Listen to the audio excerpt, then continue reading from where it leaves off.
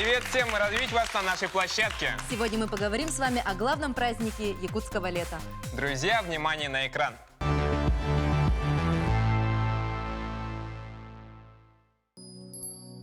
Для жителей Якутии Исэх – это день осознания его глубокой связи с круговоротом жизни в природе. Исэх – это символ якутской культуры, своеобразная миниатюра традиционной картины мира народа Саха. Исэх оставался и до сих пор остается той уникальной культурной нишей, где сохраняется этническая специфика народа. Осознание этнической идентичности, национальная одежда, пища, праздничная утварь, ритуальный комплекс, музыкальная культура, фольклор и традиционное мировоззрение.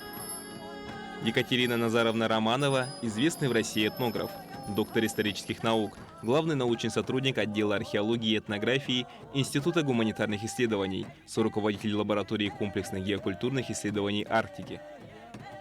Сохранил ли Исэх свой духовный смысл в условиях новой реальности? И какую роль и место в жизни якутян он занимает сегодня?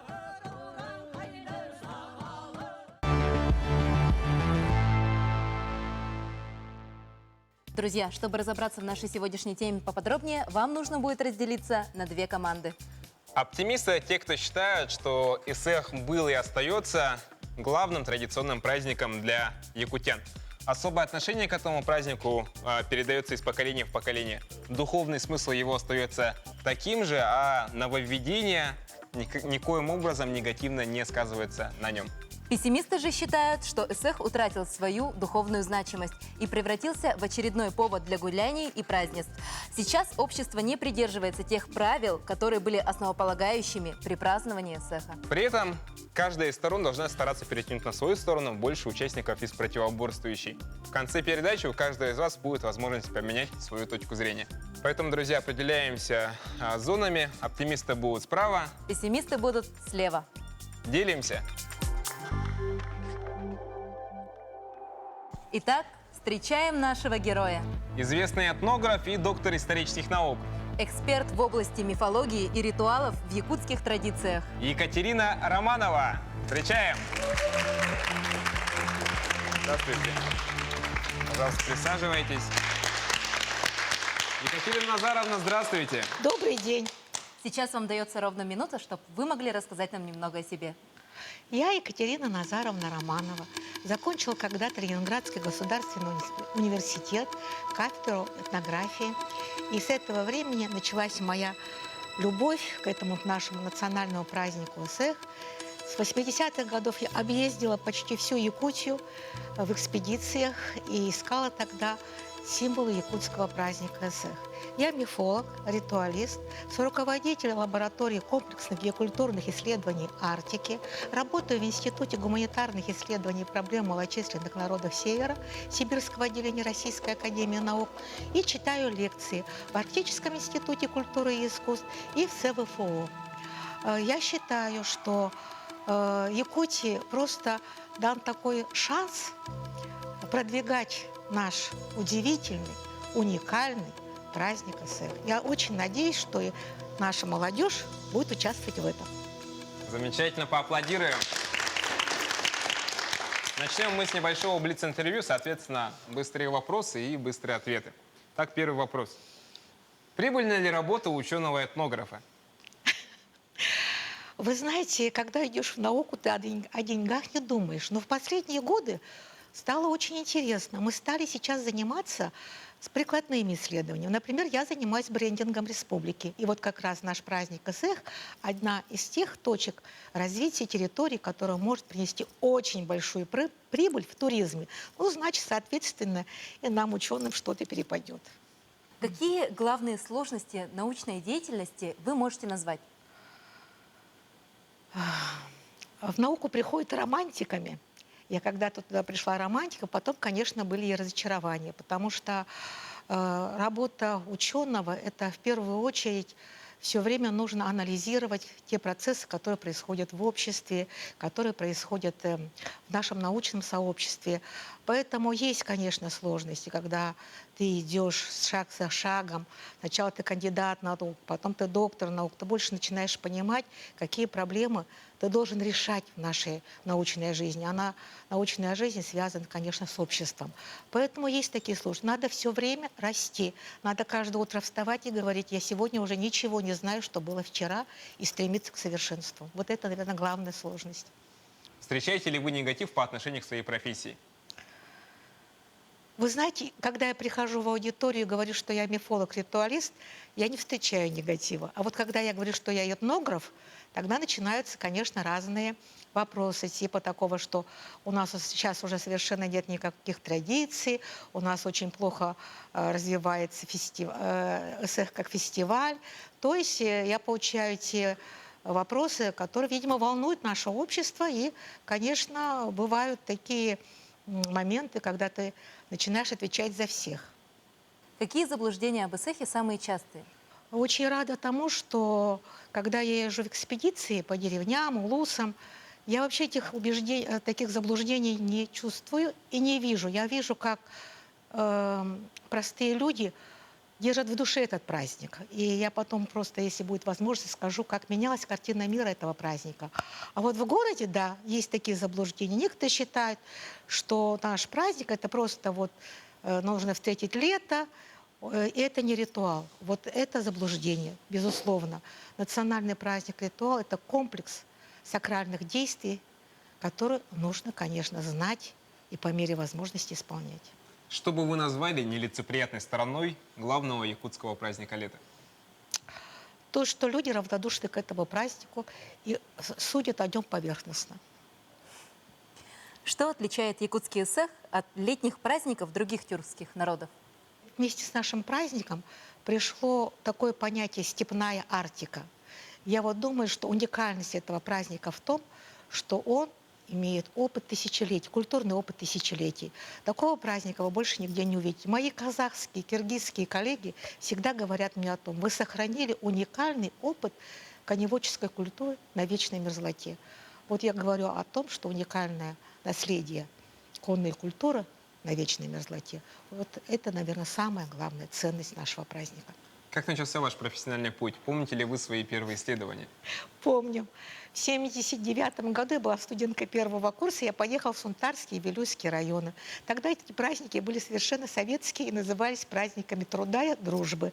А я прочитала так много литературы Серошевского, Маака, и везде искала праздник, чтобы были моления божества Майи. И у всех спрашивала. Все смотрели на меня и говорили: Катенька, иди посмотри лучше спортивные состязания или художественную самодеятельность.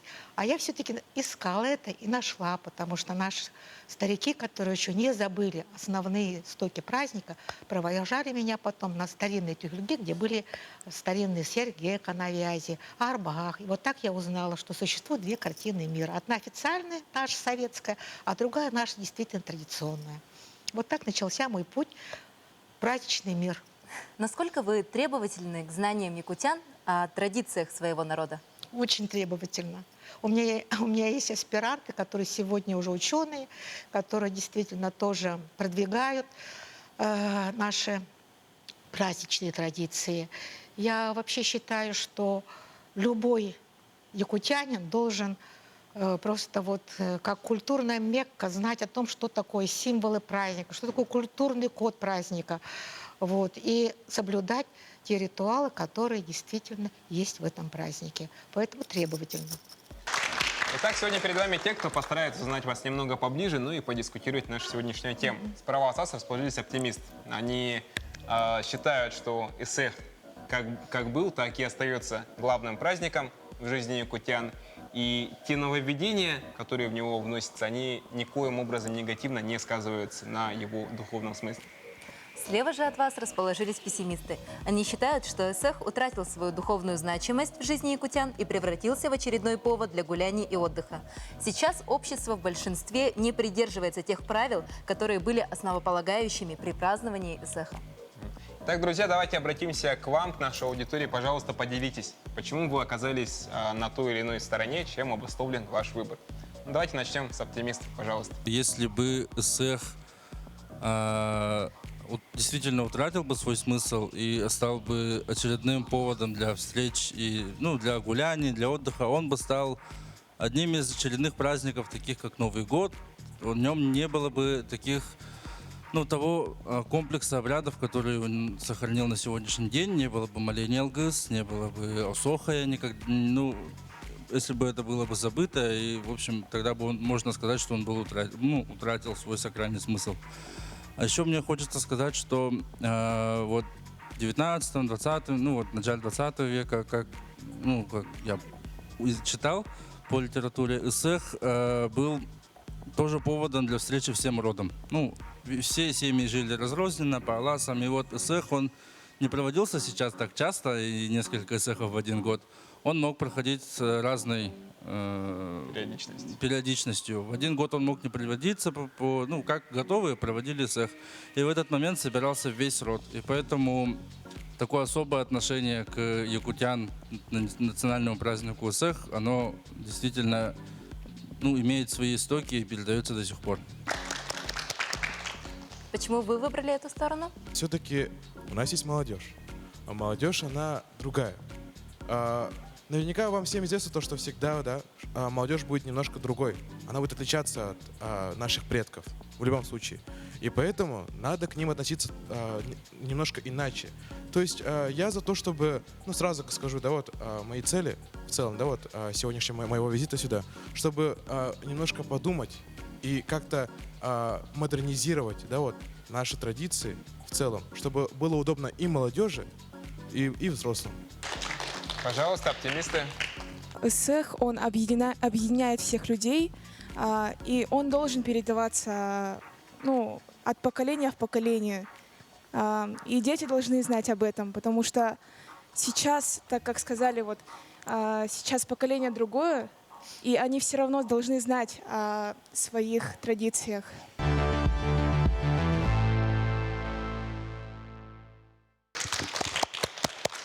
Еще мнение, пожалуйста, пессимисты. Эсэх в какой-то мере сейчас стал больше поводом для народных массовых гуляний. То, что он немножко в этом ключе он теряет свой изначальный смысл. Но здесь можно, я думаю, привести две позиции, скорее всего. То, что с одной стороны, то, что народу в любом случае нужны какие-то массовые гуляния, и им для этого нужен как бы повод. И, естественно, поводом становятся какие-то значимые для народа события, либо какие-то культурные маркеры. И с другой стороны, мы видим то, что любые культурный код, который у нас как бы заложен, он все равно у нас сидит, но люди все равно пытаются подражать общим, общемировым веяниям, тенденциям, связанным с тем, что идет как бы такая очень сильное наступление массовой культуры. И, естественно, любые культурные маркеры, которые мы должны воспроизводить, они все равно идут в какой-то обертке массовой культуры. Происходит подмена понятий, соответственно. Да, с какой-то степени происходит подмена понятий, и я считаю, что в любом случае есть какое-то развитие. Можно с точки зрения культурологии смотреть, что это, например, плохо, но в любом случае мы как бы живем все равно в открытом мире, и любая культура, она испытывает на себе воздействие общемировой культуры. Пожалуйста, еще мнение. Оптимисты, поделитесь. Что для вас значит эсэх? Лично для меня эсэх это ассоциируется с чем-то позитивным. То есть я думаю, что большинство молодежи тоже это эсэх, это такой праздник, радость, как бы атмосфера, когда люди все собираются с семьей и как бы празднуют. И для меня это никак не пьянство или что-то поводом для пьянства. Я так не думаю, поэтому для меня это что-то более такое позитивное. Спасибо. Пожалуйста, еще мнение со стороны пессимистов. Я тоже выбрала сторону пессимиста, потому что все-таки 21 век и немного подзабываются все традиции. Множество различных, например, устоев тоже забываются на эсэх. Например, нельзя было приводить собак все об этом забыли, все притаскивают своих животных домашних, забываются некоторые ритуалы и превращается в более какой-то более массовый праздник, который не особо отличается от других. Да, какие-то традиции остаются, это самые популярные, но и забываются самые такие более интересные, как для этнографов, традиции.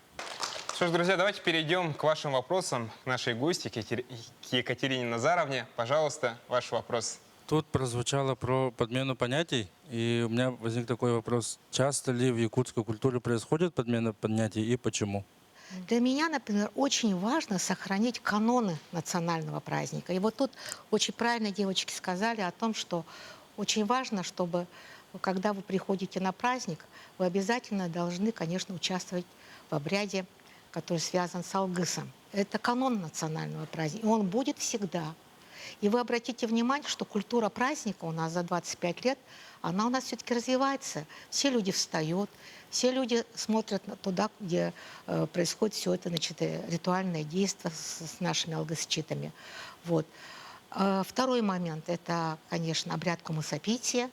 Вот. Затем ритуальный танец, даже, скажем, не ритуальный танец, а ритуальный обряд осохой. Вот эти вот обязательно должны быть элементы национального праздника. Когда стали вводить рекорды Гиннесса, вот нововведение появляется у нас.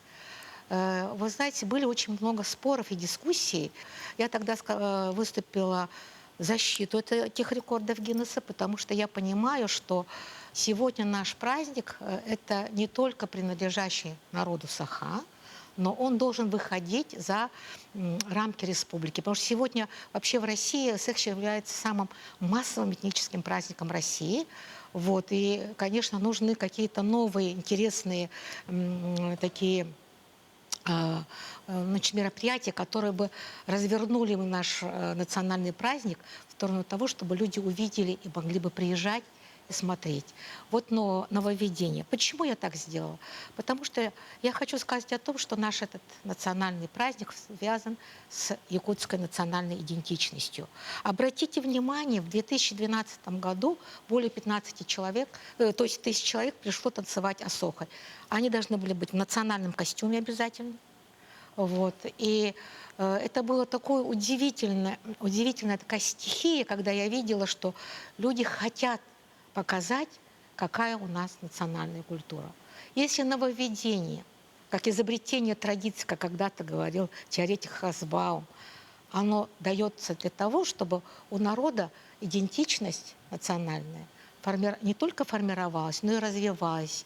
И вот таким образом я думаю, что нововведение можно очень с осторожностью вводить, если это идет от самого народа. Ему это действительно важно показать свою культуру. И здесь еще одно нововведение. Это, вы знаете, есть очень много сейчас эсэхов за рубежом. Сейчас у нас скоро будет конгресс, приедут диаспоры зарубежные. У меня там тоже будет выступление. Все хотят встретиться для того, чтобы понять, как проводить наши эсэхи за рубежом. Канада, США, я не знаю, Австрия, Венгрия. А у нас диаспор очень много, на удивление. Да. Вплоть И до вот Австралии. они все хотят. Почему? Потому что не говорят. Потому что эсэх, когда мы танцуем, взявшись за руки, когда у нас есть серьги, мы начинаем понимать, что мы это кусочек нашей земли. Разве это не идентичность национальная? Тоже нововведение. Поэтому я бы хотела бы сказать о том, что да, сегодня мир в глобализационных процессах.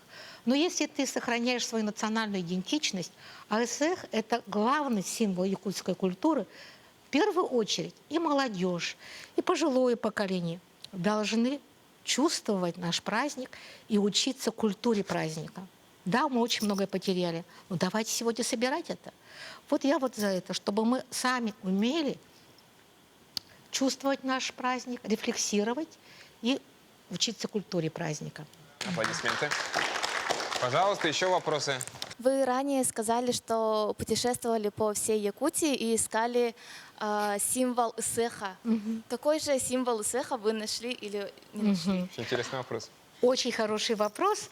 Вы знаете, у нас такая территория большая, поэтому и все наши национальные праздники эсэх имеют свои локальные особенности.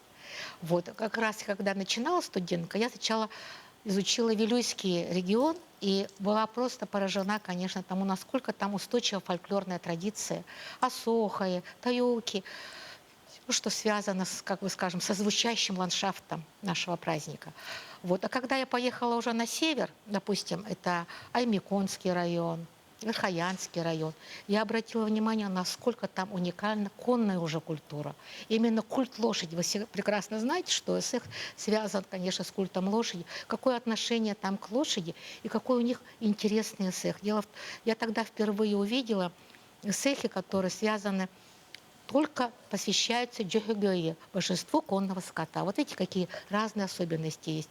Поэтому я нашла символы нашего праздника. В первую очередь, конечно, наш праздник связан с нашим традиционно жизнедеятельностью, это коневодством.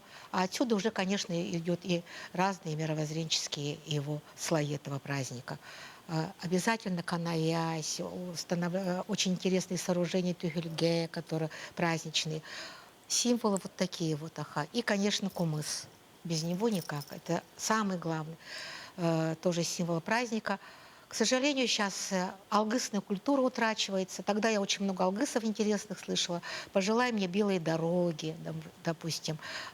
Что связано, безусловно, тоже с молочной нашей культурой, с изобилием белым.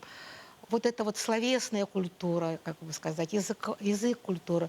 Вот в те годы он очень был, конечно, развит. Я имею в виду вот 80-е, 90-е годы вот в этих селах.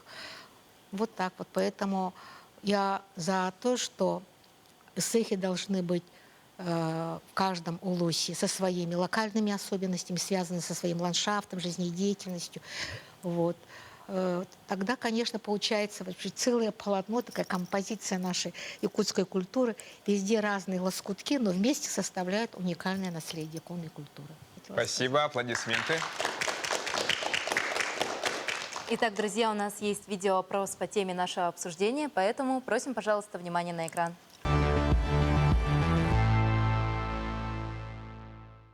Отмечаете ли вы национальный праздник эсэх, соблюдая все его правила? Конечно, отмечаем. А как отмечаете? На эсэх идем, праздник, солнце встречаем. А соблюдаете вот вы все правила, это которые нельзя отказываться от веселья и угощения, каждый гость должен попробовать мясо, кумыс и пройти хотя бы один хоровод? Конечно, это все есть. Все принимаем. Да, обязательно. А как вы его отмечаете? В кругу семьи, и потом едем на городской эсэх, но, правда, пару лет назад еще не были там. А соблюдаете ли вы все правила, то есть нельзя отказываться от угощения, выпить обязательно кумыса и пройти один хоровод? Да, стараемся. Отмечаете ли вы национальный праздник эсэх? Нет, не отмечаю. Почему? Ну, я не знаком с культурой Якутии. Отмечаете ли вы национальный праздник эсэх? Ой, нет. Отмечаете ли вы семьей национальный праздник эсэх? Да, отмечаем. А соблюдаете ли вы все традиции? То есть нужно обязательно принять угощение, выпить кумыса, пройти хотя бы один круг хоровода? Обычно мы не соблюдаем все, но часть. Отмечаете ли вы национальный праздник эсэх? Да. А соблюдаете ли вы все его традиции? То есть гость Нет, ничего не соблюдаю. А как вы отмечаете праздник? Как обычный праздник. Съезжу на эсэх иногда нет. Да, отмечаю. А как вы его отмечаете?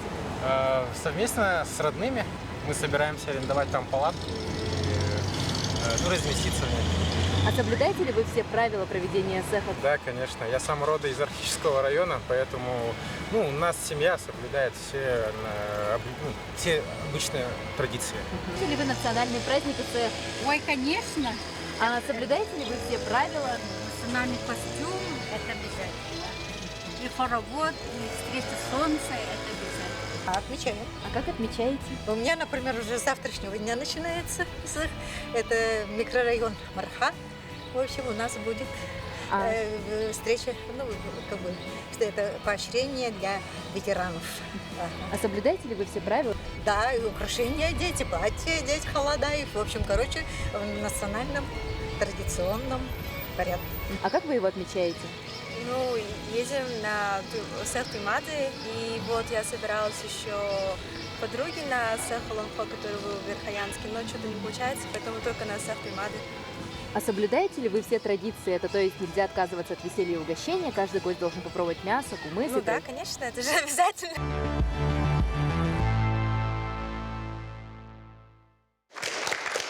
Ну что ж, друзья, мы с вами увидели, услышали мнение наших горожан, видим то, что мнения есть самые разные. Однако давайте зададим следующим вопросом. Способен ли ЭСЭХ сохранить свой первозданный вид спустя годы? Мы с вами понимаем, то, что глобализация, она и ранее влияла, и сейчас влияет на то, как влияет наша культура. И при этом, что для этого нужно, и что этому мешает? Давайте начнем с оптимистов. Ну, как я считаю, ну, я уже говорил, что ЭСЭХ имел, помимо вот мифологичных молитв божествам, имел функцию как родовой праздник, то есть собирался всем родом. И как мы из большинства мнений горожан услышали, что ЭСЭХ продолжает отмечать как вот семейный, где они собираются всей семьей, всеми родственниками. И вот говоря вот о... То есть я к чему? Я к тому, что у людей, вот особенно в 80-е, в 90-е годы началось, происходит такой процесс возрождения традиционной культуры. То есть, если в советские годы мы немножко об этом забывали, то начиная вот с 80-х, 90-х, когда появляются АИ-тагале, там АИ-велага концепции, то в этот момент чувствуется подъем и чувствуется интерес к своей традиционной культуре. И вот это вот связано как раз с глобализационными процессами. То есть каждый народ пытается сохранить свое, свою идентичность. И поэтому я считаю, что мешают сохранить ЭСЭХ сквозь года, скажем так, то, что действительно многие не знают истоков праздника, многие не знают, как Екатерина Назаровна говорила. Ну, есть это поверхностное отношение. Да, поверхностное отношение и незнание вот этого гостевого этикета. Это же оно имело глубинные корни, то есть это проходилось для того, чтобы ты стал своим в этой этнической группе, и чтобы ты стал, чтобы ты вот вместе с ними прошел и перенял их опыт, то есть вот это вот. Вот такое поверхностное отношение, незнание вот этих истоков, оно, конечно, может помешать развитию праздника. А что ему помогает, так это вот, опять же, обостренный, который вот в последнее время, который обостряется, вот этот интерес к своей традиционной культуре, к своей самоидентичности, скажем так. Еще мнение со стороны оптимистов. Как вы считаете?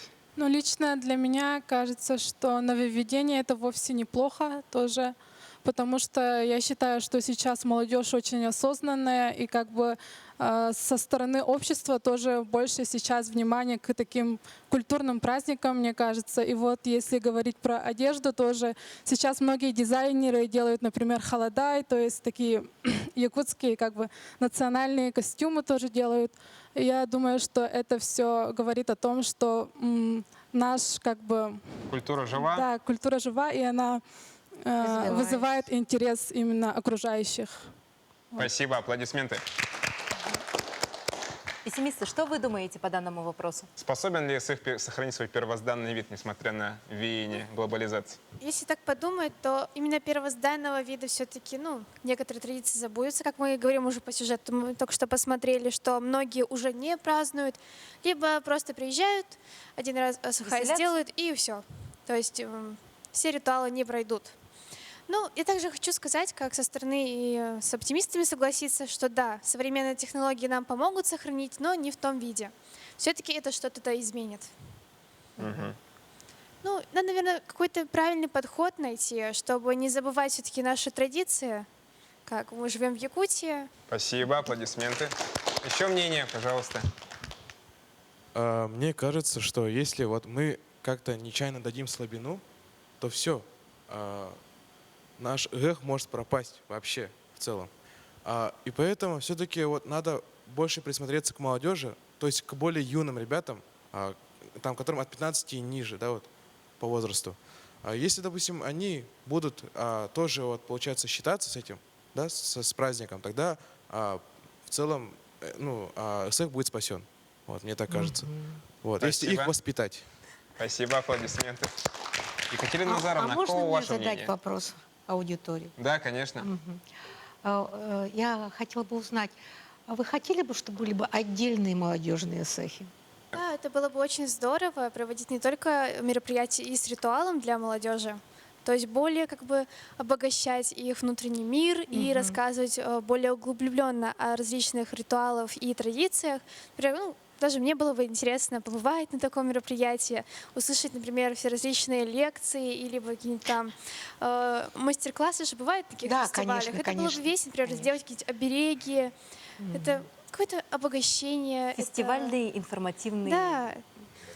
Контент какой-нибудь. Да, это очень интересно, но это уже наш национальный праздник, где кто-то стоит на площадке, мастер-классы дает, там что-то продает о обереге, здесь что-то там какие-то танцуют рэп. Это к национальному празднику имеет отношение, традиционному? Это как бы дополнение, чтобы больше интереса у молодежи вызывать.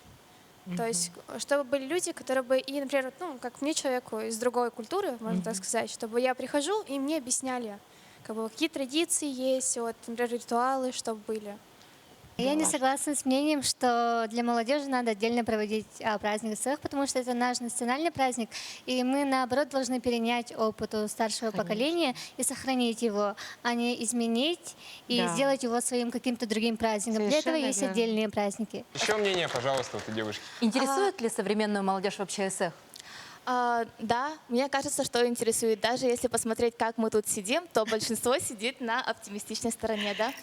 И вот насчет вопроса, меня немного задели слова пессимистичной стороны, потому что я сама лично не представляю себе СЭХ без своих родителей, бабушки, там, дедушки. Вот этого не представляю. Я думаю, что очень правильно, что и сторона, которая так волнуется за наш праздник и очень хочет найти там место молодежи.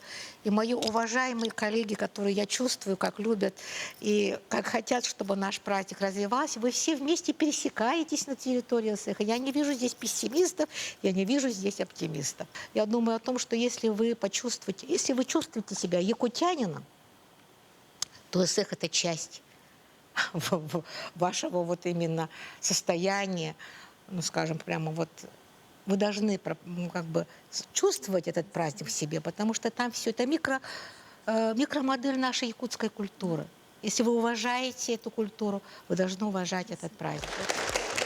Дорогие друзья, наступил тот самый момент истины, когда вы можете поменять свою группу. Давайте зададимся вопросом, поменялось ли ваше мнение? Соответственно, оптимист, который убедился во мнении пессимистов, может перейти к ним. И пессимист, который убедился во мнении оппонентов, может также поменять свою группу. Поэтому, друзья, определяйтесь, и у вас будет возможность перейти. Подумали, давайте решили. Ну и давайте на счет 3. 1, 2, 3. Можно перейти. Давайте поаплодируем. Ребят, поделитесь, пожалуйста, вот буквально 2 человека. Почему вы все-таки решили поменять свою точку зрения? Можно я начну? Да, пожалуйста. На самом деле я очень сильно уважаю.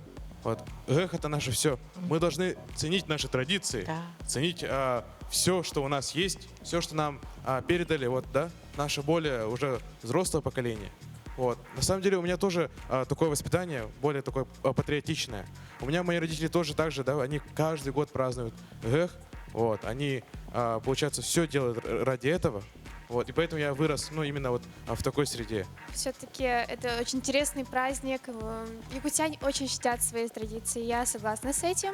И что за ними нужно следить дальше. Всегда их чтить и дальше действовать. Но всегда стоит посмотреть с другой стороны, для того, конечно, чтобы была более объективная картина. Чуть-чуть, да, все и меняется. Ну, такое наше время. Никогда мы не будем сидеть и все оставаться на том же месте. Мы идем дальше, и идет все дальше тоже. Спасибо, аплодисменты. Екатерина Назаровна, мы знаем, что вы подготовили небольшой презент для лучшего участника. Кто, на ваш взгляд, оказался лучшим сегодня? Я бы, наверное, выделила вот... Его Егор зовут, по-моему? Егор, Егора, да? Ага. Мы сейчас попросим тебя подняться Возьми на микрофон, подиум, взять с собой микрофон. Мне очень приятно, что на передачу пришла тоже вот девушка, которая говорит, что она все-таки тоже вот якутянка, которая очень болеет за наш праздник. Пожалуйста. Ага. Что вы подготовили для лучших участников? Я решила подготовить 2 подарка, потому что Время СЭХ – это время подарков. Я подумала, если вдруг будет очень симпатичный молодой человек, я ему сделаю подарок. Если будет симпатичная девушка, я тоже ей сделаю подарок. Вот. Поэтому я сделала небольшие серебряные обереги, вам дарю, потому что это время СЭХа. Я очень хочу, чтобы, получив эти серебряные обереги, их можно носить прямо здесь. Вот такие небольшие булавочки. Вы почувствуете то, что вы часть этой культуры. И, конечно, будете работать над развитием этого праздника. Здорово, давайте под аплодисменты. Красненькие, вот. Спасибо. Это небольшие такие булавочки с символами якутскими. Могу даже рассказать, что это значит. Камера там. Ага, это хорошо сказал, без хараха. Вот. А у вас та самая птица стерх, с которой, когда прилетают наши птицы на землю Якутии, начинается весна. Пускай у вас всегда будет это весеннее настроение. Спасибо большое. Здорово, еще раз поаплодируем. Ребят, пожалуйста, представьтесь, немного расскажите о себе. Меня зовут Егор. Егор не в первый раз уже у нас побеждает. Я уже не первый раз здесь лучший участник. Но сегодняшняя тема для меня была особо важна, потому что вот буквально на днях, 14 числа, я защитил свою выпускную публикационную работу по культу огня у якутов. Традиции и современность. И я не мог пропустить, потому что я узнал, кто будет гостем. Екатерина Назаровна, я большой фанат ваших работ. И для меня было важным сегодня побывать здесь. Спасибо всем большое. Крутые аплодисменты. Пожалуйста. Меня зовут Килева Вероника. Я студент СВФУ 3-го курса такого направления, как КИТ, программист. И для меня очень интересно узнать еще что-то новое про культуру в том месте, где я живу. А это в Республике Саха-Якутия. И достаточно много всего интересного узнала, например, названия различных ритуалов. И большое вам спасибо. Здорово, аплодисменты. Мы приглашаем всех подняться сюда, для того, чтобы мы еще могли пообщаться друг с другом, ну и, конечно, с нашей гостьей Екатериной Назаровной. Ребят, пожалуйста, поднимайтесь Можете задать на вопросы, подиум. которые постеснялись или забыли задать.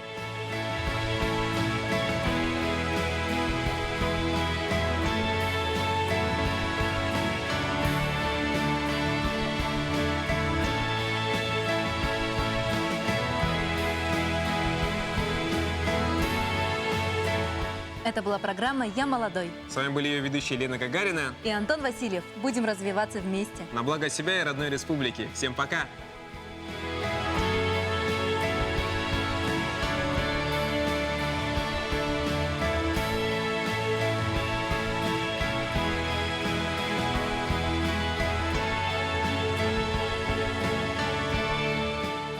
Я впервые на этой передаче и хочу сказать, что просто зарядилась молодежной энергетикой. Действительно, очень важный вопрос поставлен в передаче, поскольку наш национальный праздник ИГЭХ – это, конечно, символ якутской культуры. Очень отрадно, что ребята озабочены тем, что сейчас происходит именно в нашей праздничной культуре. И, конечно, особенно меня порадовало то, что в самом конце все стали оптимистами.